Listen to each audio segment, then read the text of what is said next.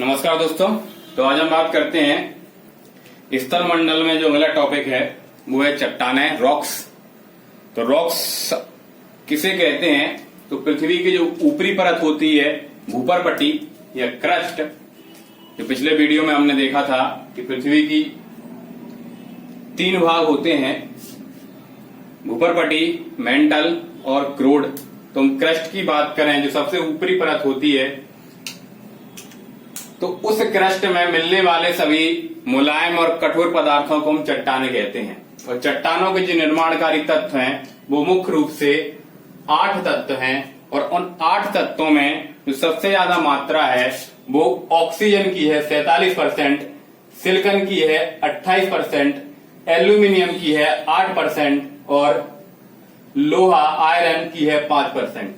तो ये कभी कभी ये परीक्षाओं में प्रश्न पूछ लिया जाता है कि पृथ्वी के जो निर्माणकारी तत्व हैं, चट्टानों के जो निर्माणकारी तत्व हैं, उनमें किस तत्व की सबसे ज्यादा प्रधानता है? आरोही क्रम में लिखिए। तो ऑक्सीजन, सिलिकॉन, एल्यूमिनियम और आयरन। अगर इसे शॉर्ट फॉर्म में हमें याद करना है तो इसका शॉर्ट फॉर्म है ओसली। ऑक्सीजन, सिलिकॉन, एल्यूमिनियम और आयरन, ओसली के नाम से हम इन्हें याद कर सकते हैं कि चट्टानों में जो तत्व पाए जाते हैं उनमें प्रधानता किन किन की है। और जो भूगोलवेत्ता हैं उनके अनुसार माने तो जो चट्टानों के जो निर्माणकारी तत्वों की जो संख्या मानी गई है, जो खनिज हैं चट्टानों के निर्माण में जो खनिज पदार्थ भाग लेते हैं, उनकी संख्या 24 मानी गई है। कितनी मानी गई है? 24 उनकी संख्या मानी गई है। अब हम बात करते हैं चट्टानों की। तो चट्टानों को 3 भागों में विभाजित किया जाता है। नंबर जो पहली चट्टान है उसे कहते हैं प्राइमरी या इग्नियस रॉक्स। प्राइमरी यानी प्रथम चट्टान या जिसे मूल चट्टान कहते हैं, उसका जो दूसरा नाम है इग्नियस यानी आग्नेय चट्टान। हिंदी में से बोलते हैं आग्नेय चट्टान, हिंदी में से आग्नेय चट्टान बोलते हैं। तो आग्नेय चट्टान को प्राइमरी रॉक्स कहा जाता है। इसका कारण यह है कि जब पृथ्वी की उत्पत्ति हुई और जो पृथ्वी के शुरुआत में जो चट्टान बनी वो आग्नेय या इग्नियस रॉक्स ही थी, इसलिए इसे प्रथम चट्टान या प्राइमरी चट्टान बोला जाता है।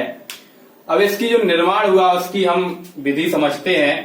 पृथ्वी के अंदर जो तप्त मैग्मा था, जो गर्म लावा था, वह जब रास्ता देखकर ऊपर आता है, यानी एक रास्ता बना लेता है, उस रास्ते से ऊपर आता है, गर्म जो लावा होता है, तो लावा जैसे ही एस्ट्रोस्फीयर से ऊपर उड़ता है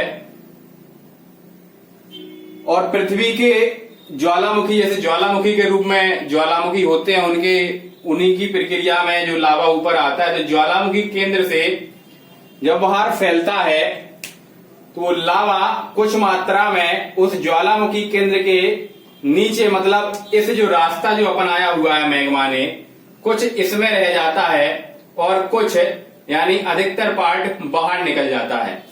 तो जो पार्ट बाहर निकल जाता है उससे जो चट्टान का निर्माण होता है उसे बोलते हैं बेसाल्ट चट्टान। और जो लावा पृथ्वी के जो उद्गार का पथ था, जो रास्ता था, उसमें कहीं रह जाता है तो उसे बोलते हैं ग्रेनाइट।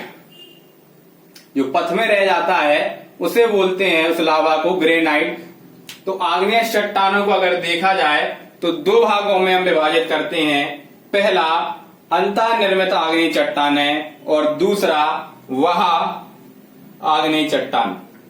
तो जो अंतर्निर्मित चट्टान होती हैं, जो पृथ्वी के जो मैग्मा जो होता है पृथ्वी के ऊपर नहीं आ पाता है, पृथ्वी के नीचे ही रह जाता है, उनसे जो चट्टानों का निर्माण होता है उन्हें हम आग्नेय चट्टान कहते हैं, अंतर्निर्मित आग्नेय चट्टान कहते हैं। अब अंतर्निर्मित आग्नेय चट्टानों को भी हम 2 भागों में विभाजित करते हैं। नंबर पहला पातालीय चट्टान और दूसरा मध्यवर्ती चट्टान है। तो पातालीय जो चट्टान होती है वह वही चट्टान होती है कि जब मैग्मा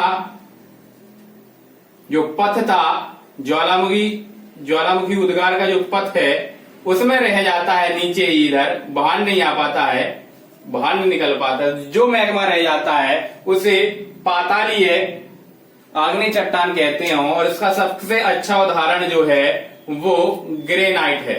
तो ग्रेनाइट पातालीय आग्नेय चट्टान का उदाहरण है। और जो मध्यवर्ती आग्नेय चट्टानों के जो उदाहरण हैं उनमें हम जब ज्वालामुखी पढ़ेंगे तो हमें और अच्छे तरीके से हम देखेंगे उनको कि कई जो मैग्मा होता है, जैसे मैग्मा का जो पथ है मान लीजिए इस प्रकार का है, तो पृथ्वी के अंदर कई दरारें होती हैं, तो ये मैग्मा ऊपर ना जाकर इन दरारों में चला जाता है क्षैतिज रूप में और कई प्रकार की आकृतियां बना लेता है, जिन्हें हम पातालीय आग्नेय चट्टान के नाम से जानते हैं। वो आकृतियां जो हैं वो है लेकोलिथ, फेकोलिथ, लोपोलिथ, बैथोलिथ, सिल्फसीट और डाइक। जब हम ज्वालामुखी पढ़ेंगे तो इनका अच्छे से विस्तार से अध्ययन करेंगे। मोटे मोटे तौर पर जब ये मैग्मा इस तरीके से बना लेता है, मतलब क्षैतिज रूप में इस तरीके से इकट्ठा हो जाता है, तो उसे लोकोलिथ कहते हैं। और जब इस तरीके से हो जाता है, मतलब उभार ऊपर की ओर होता है, तो उसे लेपोलिथ कहते हैं। और जब यह मैग्मा सीधा मतलब इस तरीके से बलयाकार में थोड़ा मोटा जमा हो जाता है तो उसे फेकोलिथ कहा जाता है। और जब यह मैग्मा थोड़ी मोटी में बिल्कुल सीधी पट्टी में जमा हो जाता है तो इसे सील कहा जाता है। और जब यह पतली पट्टी में जमा होता है तो इसे सीट कहा जाता है, सीट। और जब यह मैग्मा लंबवत रूप में ऐसा जमा हो जाता है अंदर तो इसे डाइक कहा जाता है। तो ये सभी जो क्षैतिज रूप में जब मैग्मा निकलता है तो जो आकृतियां बन जाती हैं तो वो मध्यवर्ती अग्नि चट्टान के सब उदाहरण होते हैं। क्योंकि मैग्मा बहुत गर्म होता है, जब ये बाहर निकलता है तो इसमें किसी भी जीव जंतु या पेड़ पौधे की गुंजाइश नहीं रहती। इसलिए इस जो प्राइमरी या इग्नियस चट्टान हैं उनमें फॉसिल्स यानी जीवाश्म नहीं पाए जाते। तो ये क्वेश्चन आता है कि आग्नेय चट्टान में फॉसिल्स पाए यानी जीवाश्म पाए जाते हैं या नहीं पाए जाते, तो भाई नहीं पाए जाते हैं। इनमें कोई लेयर नहीं होती है क्योंकि ये गर्म होता है। जब ये बाहर निकलता है मैग्मा बहुत ज्यादा गर्म होता है और सीधा जब बाहर निकलता है तो कई साल लग जाते हैं ठंडा होने में। और धीरे धीरे जब ठंडा होता है तो जो चट्टान का निर्माण होता है उसे हम बेसाल्ट कहते हैं। तो इसमें परतें नहीं होती और इस जो आग्नेय चट्टान होती हैं इनमें रवे पाए जाते हैं। मतलब जब लावा धीरे धीरे ठंडा होता है तब रवे का निर्माण होता है। तो रवे का जो निर्माण होता है वो जो बेसाल्ट चट्टाने हैं इनमें बड़े रवे पाए जाते हैं। और जो ग्रेनाइट या पातालीय जो चट्टानें थी उनमें छोटे छोटे रवे पाए जाते हैं। मतलब रवे के निर्माण का कॉन्सेप्ट ये है कि जब मैग्मा बहुत समय में ठंडा होगा तो रवे जो होते हैं वो बड़े हो जाते हैं और कम समय में जब ठंडा होता है तो रवे जो होते हैं वो छोटे रह जाते हैं। तो आग्नेय चट्टानों की हमने बात की तो इसमें ना ही लेयर होती है, ना ही परत होती है और ना ही जीवाश्म होते हैं। और बात करें इसकी तो जितनी प्रकार की धातुएं हैं वो आग्नेय चट्टानों में ही पाई जाती हैं। धातुएं आग्नेय चट्टानों में ही पाई जाती हैं। अब हम बात करते हैं दूसरे चट्टानों की। दूसरे नंबर की चट्टानें हैं सेकेंडरी यानी द्वितीय और सेडिमेंटरी मतलब अवसादी चट्टानें। जो दूसरे नंबर की चट्टानें हैं वो है सेडिमेंटरी चट्टान या सेकेंडरी चट्टानें। अब इनके निर्माण की हम विधि समझते हैं कि इनका निर्माण आखिर होता कैसे है। तो जब ये बेसाल्ट ऊपर जब हुआ ठंडा हुआ तो धीरे धीरे क्या किया कि पतली पतली जो ऊपरी परत थी वो किसमें परिवर्तित हो गई, चीका यानी पतली पतली जो मिट्टी टाइप की होती है उसमें परिवर्तित हो जाती है। और अपरदन का जो सबसे बेहतरीन कारण है वो है पानी।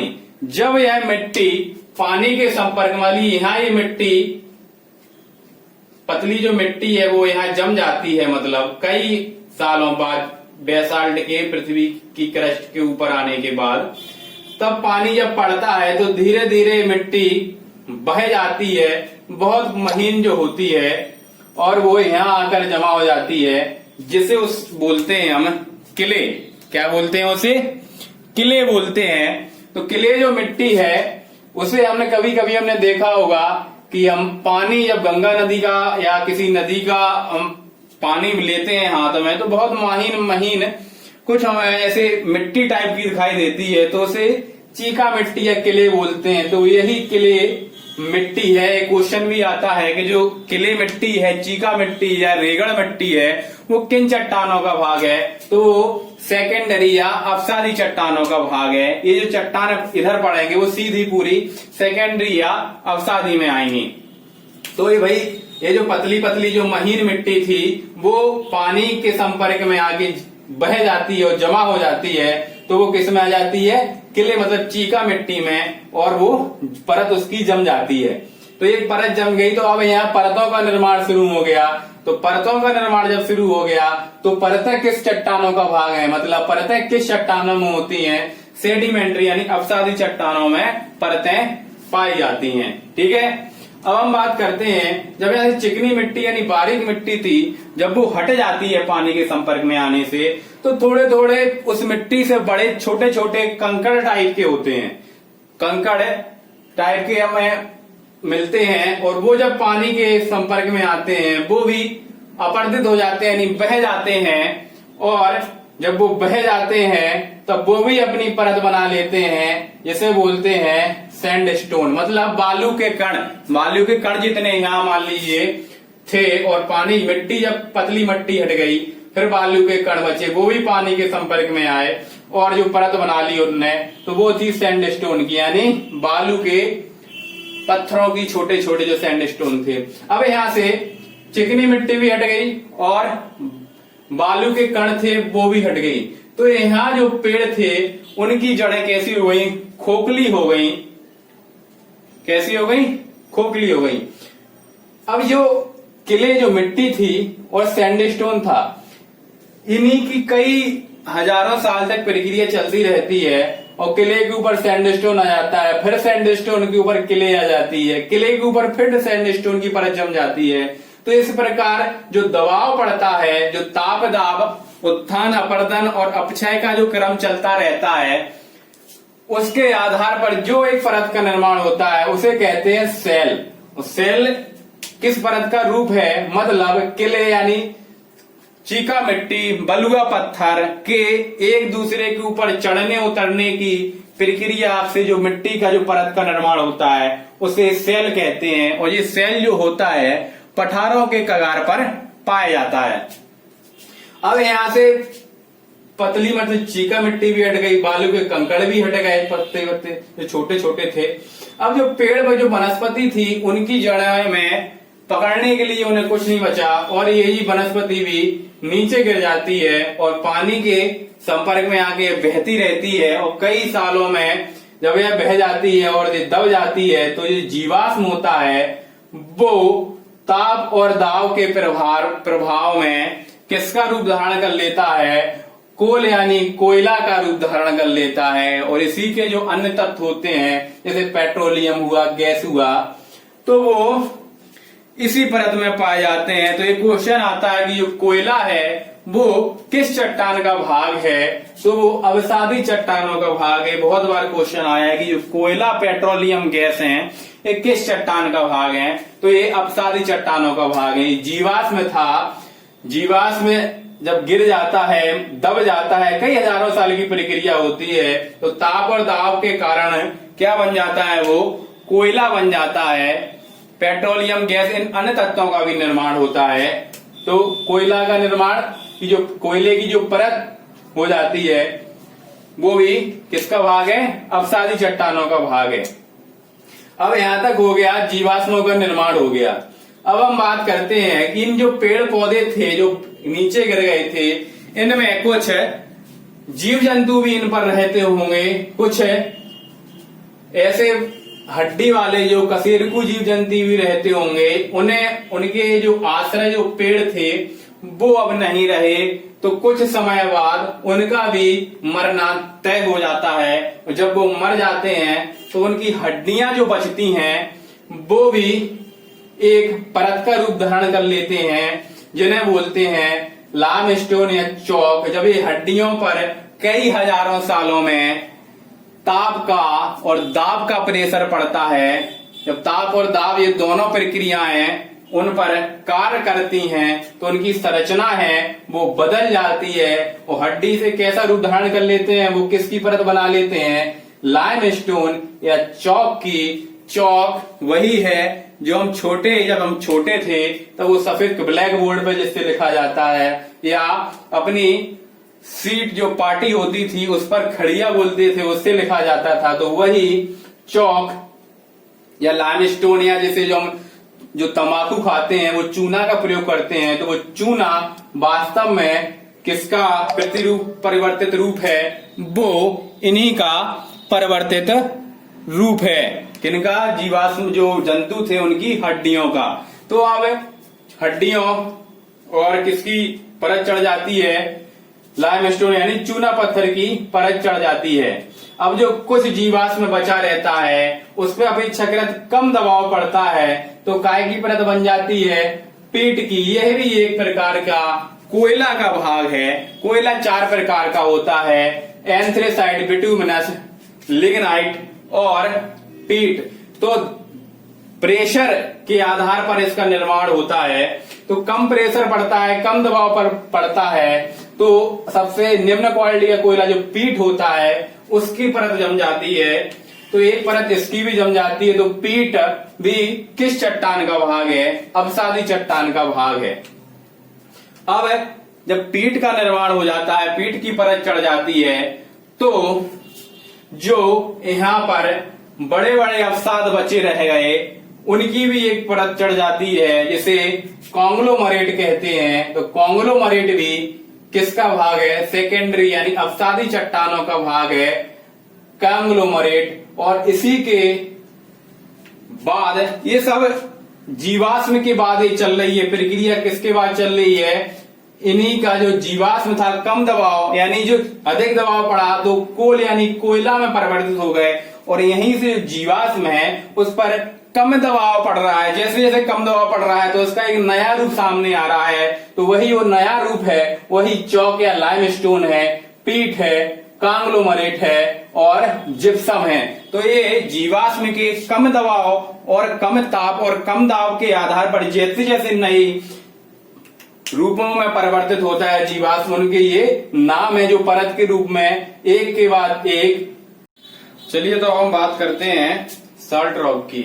हम जानते हैं कि चट्टानों में नमक भी होता है, मतलब उसके साल्ट कंटेंट भी होते हैं।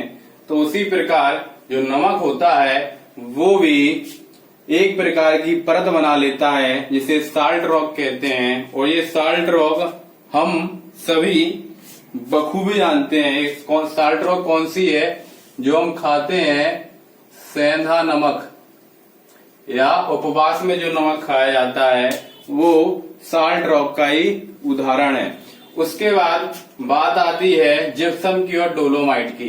तो जिप्सम और डोलोमाइट जो परतें हैं जो वो कैल्शियम का ही परिवर्तित रूप है, क्योंकि इनमें जो कंटेंट है वो कैल्शियम सल्फेट और डोलोमाइट में कैल्शियम कार्बोनेट और मैग्नीशियम कार्बोनेट। तो ये जो दो परतें बन रही हैं डोलोमाइट और जिप्सम, ये कैल्शियम का ही ताप और दाब, विभिन्न विभिन्न ताप और दाब के कारण उनके जो रासायनिक और भौतिक उनमें परिवर्तन हो जाता है और वो अलग अलग नाम से चट्टानों का निर्माण कर लेते हैं।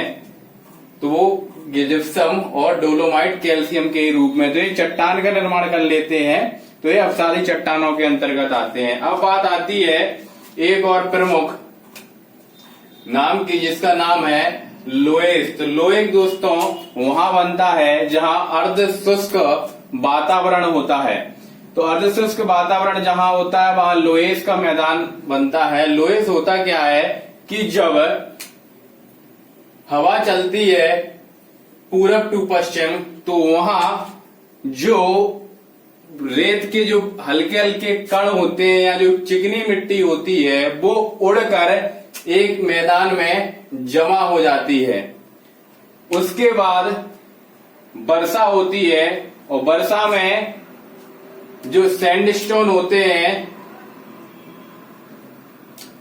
जो छोटे छोटे कण होते हैं वो बहकर इधर आ जाते हैं और फिर जब हवा चलती है तो यहाँ चिकनी मिट्टी उड़ जाती है, सैंडस्टोन जो मोटे कण होते हैं वो फिर उड़कर आ जाते हैं। तो एक प्रकार से मोटे मोटे कणों का या छोटे छोटे जो कण होते हैं बालू जैसे, उनका एक मैदान बन जाता है जिसे लोएस कहा जाता है। और यह जो लोएस के मैदान होते हैं, जो लोएस के मैदान होते हैं वहां जो बालू की परत टाइप की जम जाती है और यह जो परत होती है बेहद उपजाऊ होती है। मतलब यहाँ प्राकृतिक वनस्पतियां तो पाई जाती हैं। ये जो लोएस के मैदान में, ये फ्रांस में और एशिया की बात करें, फ्रांस यूरोप महाद्वीप में है, और एशिया की बात करें तो उत्तरी चाइना और दक्षिणी रसिया के बीच में एक मैदान है तकलामाकन का पठार है तकलामाकन, वहां ये मैदान बनता है जिसे लोएस का मैदान कहा जाता है। तो दोस्तों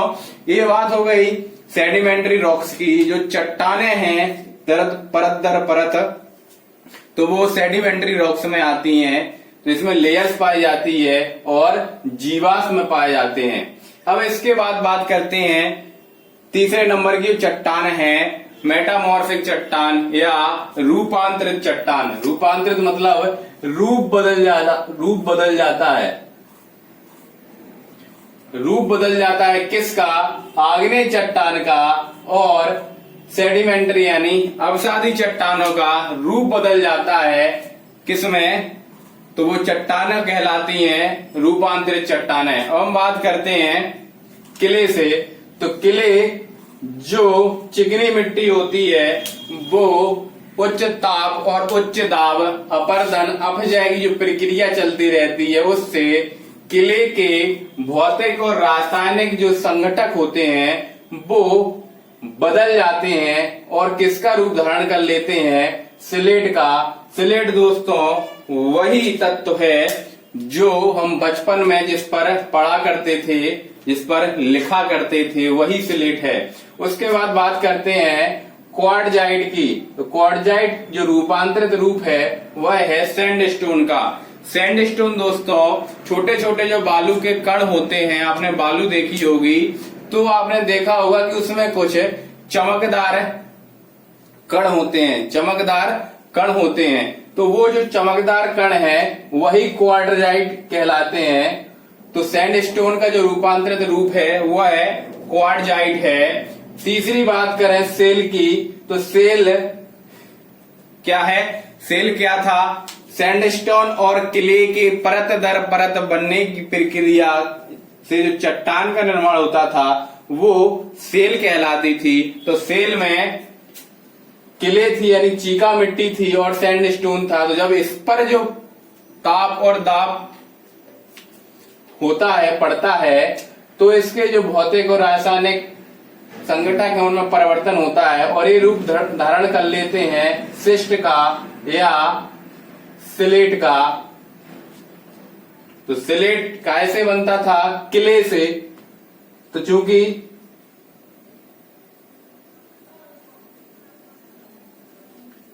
किले से सिलेट बनता था और किले सेल में भी मौजूद है, तो इसका रूपांतरित रूप या फिर यह शिस्ट में बदल जाएगी या फिर सिलेट में बदल जाएगी। अब हम बात करते हैं चौथी जो अवसादी चट्टान होती है वह है कोयला या कोल। जो जीवाश्म होता है, जो कोयला होता है, वो ताप और दाब की जब प्रक्रिया चलती रहती है तो उसके केमिकल और जो फिजिकल जो कंपोनेंट्स हैं वो बदल जाते हैं और वो काय का रूप धारण कर लेते हैं ग्रेफाइट का। ग्रेफाइट दोस्तों जो हम नटराज की पेंसिलें यूज करते हैं तो उनमें जो जिस तत्व से ब्लैक ब्लैक जो लिखा जाता है उसे ग्रेफाइट कहते हैं। तो ग्रेफाइट में बदल जाता है क्या, कोयला की जो परत है, जो कोयला है वो ग्रेफाइट में बदल जाता है और अत्यधिक और ज्यादा ताप पड़ता तो यही ग्रेफाइट, ये जो कोयला है ग्रेफाइट में ना बदलकर हीरे में बदल जाता। अब बात करते हैं लाइमस्टोन या चौक की। लाइमस्टोन जो खड़िया होती है, चौक होती है, उस पर जब ताप और दाब की प्रक्रिया चलती रहती है तो उसके भी जो रासायनिक भौतिक कंपोनेंट्स हैं वो बदल जाते हैं और वह किसका रूप धारण कर लेते हैं, मार्बल का। मार्बल यानी जो मार्बल ताजमहल में प्रयोग की गई है, इसे संगमरमर कहा जाता है, उसका रूप धारण कर लेते हैं लाइमस्टोन या चौक। ये तो रूपांतरण हो गया अपसादी चट्टानों का रूपांतरित चट्टानों में। अब दो चट्टानें जो बनती हैं आग्नेय चट्टान की, उनकी बात करें तो पहली है बेसाल्ट। तो बेसाल्ट परिवर्तित होती है एम्फोबोलाइट में और ग्रेनाइट परिवर्तित होती है नीस में।